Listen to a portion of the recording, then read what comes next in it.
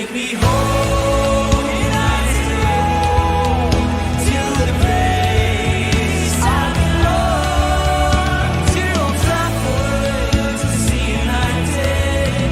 Take me home, United Road. Take me home, United Road. Oh, take me home, United Road. ሰላም ተወዳጆቹ እንደምን አላችሁልን? ማን ዩናይትድ ኢንፎ መጥቷል። በፖስት ማች ሪቪው ነው የተገናኘነው። ትናንትና 196ኛው የማንቸስተር ደርቢ በኦልድ ትራፎርድ ተከናውኖ ነበረ። ጨዋታው በ0-0 አቻ ውጤት ተጠናቋል። ያን ያህል በጣም ከባድ ፉክክር የነበረበት ወይም ደግሞ በትልቅ ፍጥጫ የደርቢን ስሜት የነበረበት ጨዋታ አልነበረም። ደግሞ ትዊስት የሚያደርግ ድራማዊ ክስተትም አልተፈጠረም። በተመሳሳይ ጨዋታው በጀመረበት ሞመንት ያለቀ ጨዋታ ነው። ግን ጨዋታውን እያንዳንዱ ዲቴልስ ድንቃይ ከእናንተ ጋር ተገናኝተናል፣ በጨዋታው ስለነበሩ ሁነቶች ማለት ነው። እናም አብራችሁን ትቆዩ ዘንድ በፍቅር ነው የምጠይቃችሁ። በቆይታችሁ ወቅት ሁሌም እንደምታደርጉልን ሰብስክራይብ ማድረጋችሁ አይለይ፣ እንዲሁም ደግሞ ላይክ አድርጋችሁ ቪዲዮን ጀምሩ። ጨዋታው ለእናንተ ምን አይነት ስሜት ነበረው፣ እንዴት ተመለከታችሁት? እሱን ደግሞ በኮሜንት መስጫ ባር ውስጥ አስቀምጡልን፣ እንወያያለን።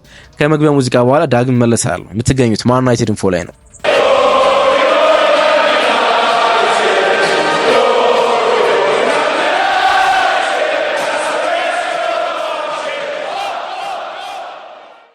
አው በጣም ፍትጌ የበዛበት ጥንቅንቆች የነበሩበት የማንቸስተር ደርቢ አይነት ስሜት አልነበረውም። በጣም የተቀዛቀዘ ሙከራዎቹ እየዘገዩ የሚመጡበት የማንቸስተር ዩናይትድ አግሬሽን የሆነ ማጥቃት በፋይናል ሰርድ ላይ ሲደርስ የሚቀዛቀዝበት ብዙ የውሳኔ ስህተቶች የነበሩበት አይነት ቀዝቀዝ ያለ ጨዋታ ነው። ለገለልተኛ ተመልካች ያን ያህል ላይን ማይስብ አይነት ማለት ነው።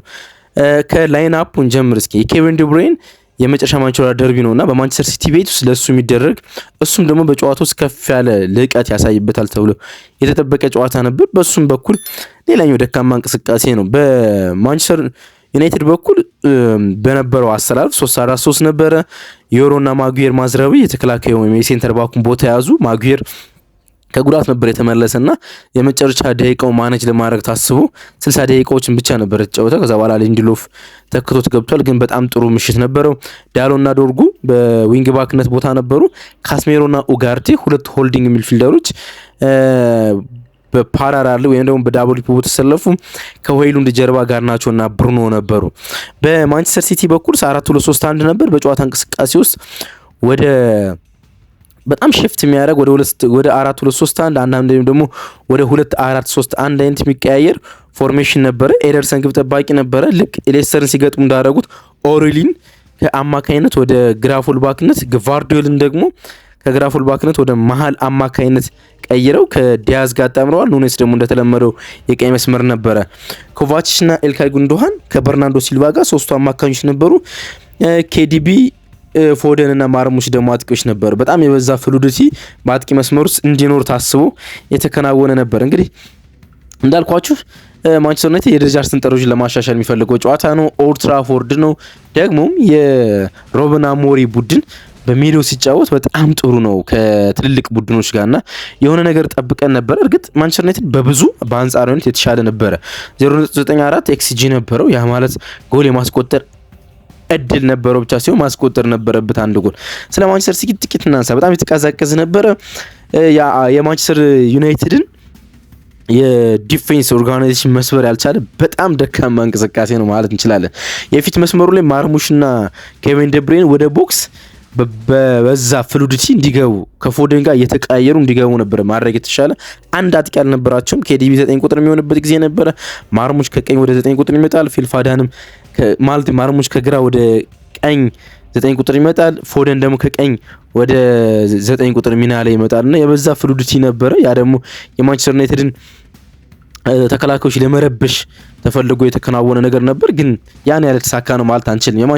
የማንቸስተር ሲቲ ብዙ ሙከራዎች በጠራው የዲፌንስ ምክንያት ደግሞ ሁለት ሆልዲንግ ሚድፊልደሮች ስለነበሩ ካስሜሮና ኦጋርቴ ያን ያህል የሚባል ሙከራ አልነበረም። ለምሳሌ በጨዋታው ውስጥ የነበሩትን ጥሩ የሚባሉ የማንቸስተር ሲቲ ሙከራዎች ብታነሱ የፊል ፋደን ከቦክስ ውጭ የተከናወነ ሙከራ ነበር። መሬት ለመሬት ያደረገው በጣም ጥሩ የሚመስለው የቮሊ ኳስ የኦማር ማርሙሽ ከቦክስ ውጭ የተከናወኑ በጣም ብዙ ኳሶች ከቦክስ ውጭ ያደረጓቸው ሙከራዎች ናቸውና ዲፌንሱ የማንቸስተር ዩናይትድ በቃ በትልልቅ ጨዋታዎች እንደሚያሳዩና ረዥም የኳስ ቁጥጥር ድርሻ በማይወስድበት ሰዓት ወይም ደግሞ ከ50% በታች የኳስ ቁጥጥር ድርሻ በሚወስድበት ጊዜ የሚኖረውን ዲፌንስ ኦርጋናይዜሽን በደንብ ልንመለከት ችለናል። በማንቸስተር ዩናይትድ ማጥቃት ውስጥ እንዳልነው ሪአክቲቭ ፉትቦል ነበረ።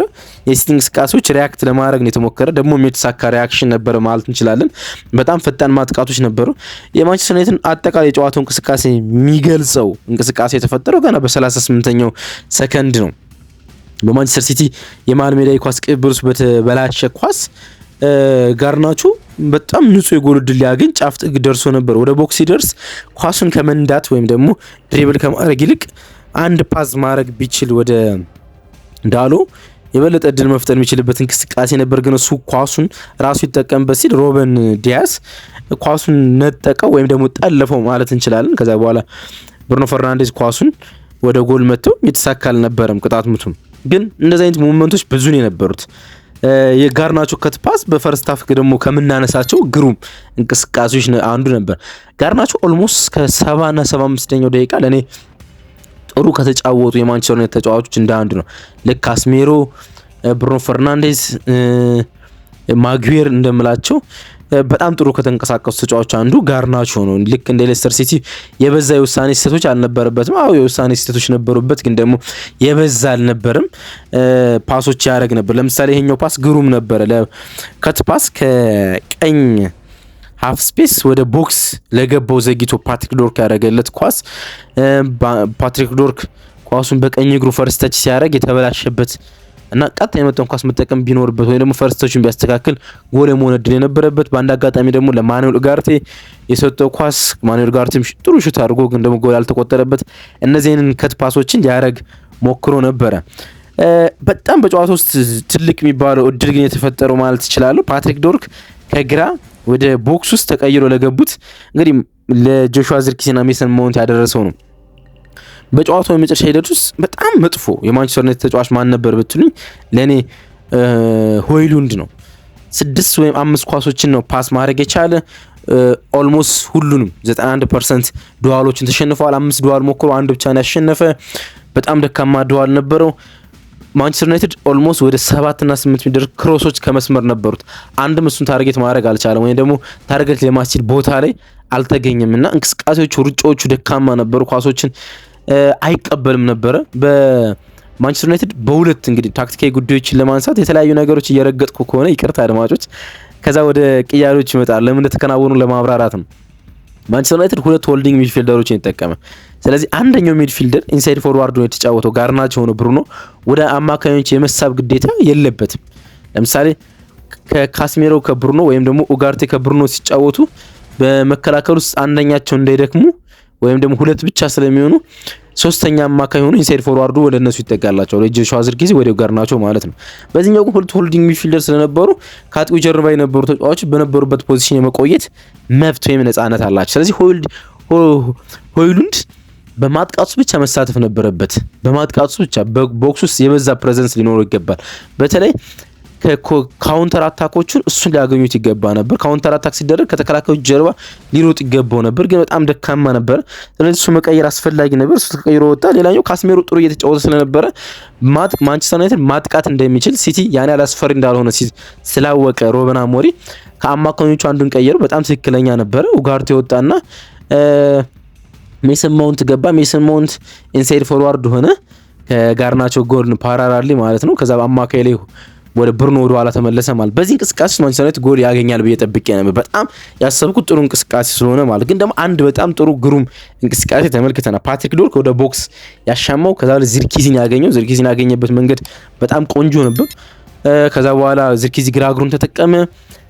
ኤደርሰን ኳሱ መለሰው ሳይጠበቅ። ያ የተመለሰው ኳስ ሪአክቲቭ ኳስ ደርሶ ነበረ ሜሰን ማውንት ላይ። ሜሰን ማውንት ግሩም ቮሊ ያደረገ ዘው ብሎክ ተደርጎ ተመለከት ነው። በጣም ጥሩ እንቅስቃሴ ነበር እሱኛው እንቅስቃሴ። የፓትሪክ ዶርክ እንቅስቃሴ ለማንሳት ግን የማንቸስተር ዩናይትድ የበዛ ኦቨርሎድ በፓትሪክ ዶርክ ነበር። የጨዋታው እንቅስቃሴ በዲኤስቲቪ ቻናል ለተመለከታችሁ ሰዎች የጨዋታው 30 ምናምነኛው ደቂቃ አካባቢ ላይ የስክሪናችን የማንቸስተር ዩናይትድ ማጥቃት 57% ይላል። 57% ፓትሪክ ዶርክ በነበረበት ወይም ደግሞ ግራ መስመር ማጥቃት ነበረ፣ ወይም ደግሞ በሲቲ የቀይ መስመር ነበረ። ግን ታስቦ የተደረገ ነበረ። ፓትሪክ ዶርክ በጣም ጥሩ እየተንቀሳቀሰ ስለነበረ ብቻ ሳይሆን በጣም ታስቦበት በሩበን አሞሪም የተደረገ አይነት እንቅስቃሴ ነው። የማንቸስተር ዩናይትድ የበዛ ኦቨርሎድ በዛ ነበር። ፓትሪክ ዶርክ ነበረ፣ ጋርናቾ ነበረ፣ ከዛ ደግሞ ብሩኖ ወደዛ እያጋደለ እንዲመጣ ተፈልጎ ነበረ። ካስሜሮ ዋይድ ነበረ ወደዛ እንቅስቃሴ። ስለዚህ ያን እንቅስቃሴና ኑኔዝን ለምን በደንብ ለማጥቃትና ችግሩ ስለመክተት የታሰበ ነበረ፣ ግን ያን ያህል አልተሳካም። ምክንያቱም ፓትሪክ ዶርክ ዴሊቨሪዎቹ ያን ያህል የሚመሰገኑ አይደሉም። ይቅርታ አንዳንድ ጨዋታዎች ላይ ጥሩ ነው ሲጫወት ተመልክተናል። ለዴንማርክ ብሔራዊ ቡድን በኢንተርናሽናል ብሬክ በጣም ድንቅ ነበር፣ ግን ትናንትና ዴሊቨሪዎቹ በጣም መጥፎ ነበሩ። ወይም ደግሞ ወደ ቦክስ የሚያሻማቸው ኳሶች ከአንድ ወይም ከሁለት አጋጣሚዎች አልተገጩለትም፣ ወይም ደግሞ ኳሶቹ የሚፈለገው ዴስቲኔሽን ላይ መድረስ አልቻሉም እና እሱን ለመታዘብ ሞክር ያለው እንዳልኳችሁ ካስሜሮ በጣም ጥሩ ምሽት ነበረው። በጣም ጥሩ ምሽት 11 ታክል ነው ማድረግ የቻለ የፕሪሚየር ሊግ ሪከርድ ነው። ከ2006-7 ሲዝን በኋላ በፕሪሚየር ሊግ ውስጥ 11 ታክሎችን በአንድ ጨዋታ ማድረግ የቻለ ተጫዋች የለም። እርግጥ የማንቸስተር ዩናይትድ ሁለት ተጫዋቾች የፕሪሚየር ሊጉን ሪከርድ ይዘው ነበር። ኦዌናር ግሪቭስ ከሊቨርፑል ጋር 2007 ዲሴምበር ላይ እንደዚሁ ተመሳሳይ 11 ታክሎች ማድረግ ችሎ ነበረ። ኢብራ 2008 ላይ ከፖርትስሞዝ ጋር እንደዚሁ 11 ታክሎች ማድረግ ችሎ ነበር። አሁን ደግሞ ካስሜሮ ሌላኛው የማንቸስተር ዩናይትድ ተጫዋች ይህን ማድረግ ችሎ ተመልክተነዋል። እንግዲህ ሌላኛው እንግዲህ የ196ኛ ደርቢ ነው። በጣም ብዙ ነገሮች ይጠበቁ ነበረ በጨዋታው ውስጥ ግን አልሆነም። ክሊንሺት ግን ነበረው ጨዋታው። ማንቸስተር ዩናይትድ በኦልድ ትራፎርድ ክሊንሺት ለማስመዝገብ ይቸገር ነበር። ከ17 መርሃ ግብሮች በ9 ጎል ተቆጥሮበት ነበር። ግን ከትልቅ ኦፖነንት ጋር ይሄኛውን ክሊንሺት ማሳካት ሌላ የሚጠጋ ይመስለኛል። ሲቲ ከቪላና ኒውካስል ጋር ለመድረስ በሻምፒዮንስ ሊግ ለመሳተፍ ትልቅ ፍጥጫ ውስጥ ነው። ያን ማሳካት አልቻለም። ማንቸስተር ዩናይትድ 13ኛ ደረጃ ነው የሚገኙ 38 ነጥብ ይዞ 31 ጨዋታዎችን አከናውኖ ማለት ነው። በጣም ደካማ ነጥብ ነው። ከቶፕ ሃፍ አሁን 7 ነጥቦችን ያርቀናልና ከ10 በታች ለመጨረስ ያለን እድል በጣም እየጠበበ ያለ ይመስላል። ሌላ በጨዋታ ውስጥ ሊጠቀስ የሚገባው ነገር ካለ ድጋሚ የብሩኖ ፈርናንዴስ በልህቀት በጣም ጥሩ መጫወት ይመስለኛል። በጣም ጥሩ ነበረ። የሱ ኳሶች ብቻ ናባቸው በቢልድ አፕ ወደ ፋይናል ሰርድ ለመድረስ የሚሞክሩት። ኦጋርቴ ሆኖ ካስሜሮ የሚይዟቸው ኳሶች ለማደግ ይቸገሩ ነበረ። ወደ ሶስተኛ ፌዝ የብሩኖ ፈርናንዴስ ኳስ ከተከላካዮቹ ከአማካኞቹ ሲደርሱ ቢያንስ ሙከራዎች ወይም ደግሞ አደገኛ እንቅስቃሴዎችን መፍጠር ሲችሉ ተመልክተን ነበር። በድጋሚ እሱ ጥሩ የተጫወተበት ምሽት ነበር። እስኪ እንወያይ። ጨዋታው ለእናንተ ምን አይነት ምሽት ነበረ? ለእኔ በጣም አስደናቂ የሚባል ፉክክሬን የተመለከትንበት አልነበረም። የማንቸስተር ዩናይትድ ማጥቃት በብዙ የተመለከትንበት ግን ደግሞ ማጥቃቱ በመጨረሻ ፌዝ ላይ ጥሩ ያልነበረበት፣ የአታኪንግ ኦርጋናይዜሽን ደካማ፣ የዲፌንስ ኦርጋናይዜሽን ደግሞ በጣም ጠንካራ ሆኖ የተመለከትኩበት እንቅስቃሴ ነበር። እስኪ አስተያየቶቻችሁን አካፍሉኝ። አብረን ስለነበርነ ከልብ አመሰግናለሁ። መልካም ቀን